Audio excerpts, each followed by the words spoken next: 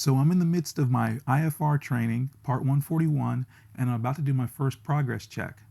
A progress check is similar to a check ride, except that it's not an official check ride. It's just a kind of examination of your progress through your part 141 program that's been placed into the curriculum via the FAA. So during this progress check, the first one is really just about the basic rules of IFR flying, but it does cover some of the rules that we learned for VFR or for our private pilot's license.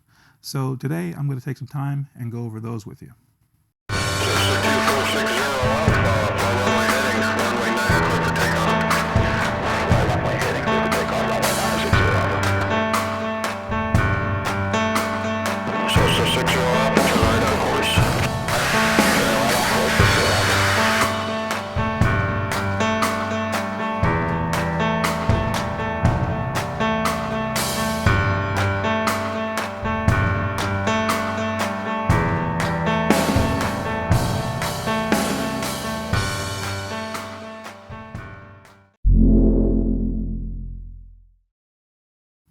So, the first set of information for our progress check is what documents does a pilot need to fly?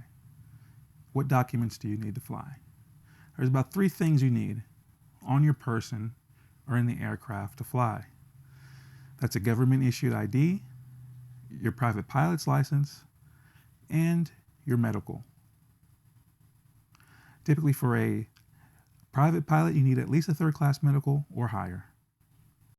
Now, what documents does the airplane need to be legal to fly? Well, the airplane needs its registration, which is now valid for 7 years, not 3 years. The FAA just recently changed this, so the airplane registration is valid now for 7 years. You also need the weight and balance, the POH, and your airworthiness certificate. You'll also need, if flying outside of the U.S., a FCC certificate for the radios. How does one stay current as a private pilot? That's the next question. Well, for one, they have to take a flight review every 24 calendar months. If you're going to take passengers, you need to have 3 takeoffs and landings in the same category and class of airplane in the last 90 days. Number 3 is that if you're going to take passengers at night, you need 3 takeoffs and landings at a full stop, but there's a time element to this. The takeoffs and landings must be done 1 hour after sunset and 1 hour before sunrise. Now, how do we stay current as an IFR pilot? Well, we need something typically called 6 hits, which is 6 approaches, and we need to intercept and track some kind of navigational element like a VOR or GPS, whatever it is, whatever waypoints. We need to track something, track or intercept something, and we also need to do some holds. Now, your IFR currency, those 6 approaches, the holding patterns, and the intercepting and tracking, is valid for 6 months.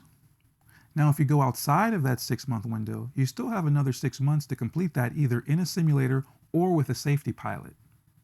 You just can't do it on your own. Now, if you go outside of that next 6 months, so if it takes you a year to get qualified to get your 6 hits done, then you'll have to do an instrument proficiency check. How do we know that we're going to be safe to fly? How do we know that we're in the right mind state to fly, in the right condition to fly? Well, we use an acronym called I'm safe. I is for illness. Do you have any illness? M is for meds. Are you on any medication? S is for stress. Are you stressed out? How are you feeling? A is for alcohol. The legal limit is 0.04. And the FAA mandates that you not have a sip of alcohol before 8 hours. So it has to be 8 hours after your last drink of alcohol for your flying. F is for fatigue, and E is for emotion. Eating can also be considered part of the last letter E in the acronym. So have you eaten that day? How's your stomach feeling? Do you need to eat? As you can see, a lot of these are correlated to just your overall condition and wellness. Are you feeling emotional, stressed, fatigued? Have you eaten? Is there some kind of thing that's happening in your life that is distracting you from being able to fly? So if you're feeling a little bit under the weather, you're not safe. So we're talking about getting an IFR rating, wanting to fly through the clouds, getting vectored by ATC. But when is it actually required for you to have an IFR rating? Well, for one, when you're trying to operate as PIC in IMC, so pilot in command in instrument meteorological conditions, or when you're trying to enter Class A airspace, or if you're trying to fly passengers for hire over 50 miles or at night. And the last one is if you're doing a special VFR at night. Now, IFR flying has its own currency requirements, but it also has its own pre-flight requirements as well. Now, this is spelled out using the acronym NW CRAFT. Now, it's CRAFT with a K.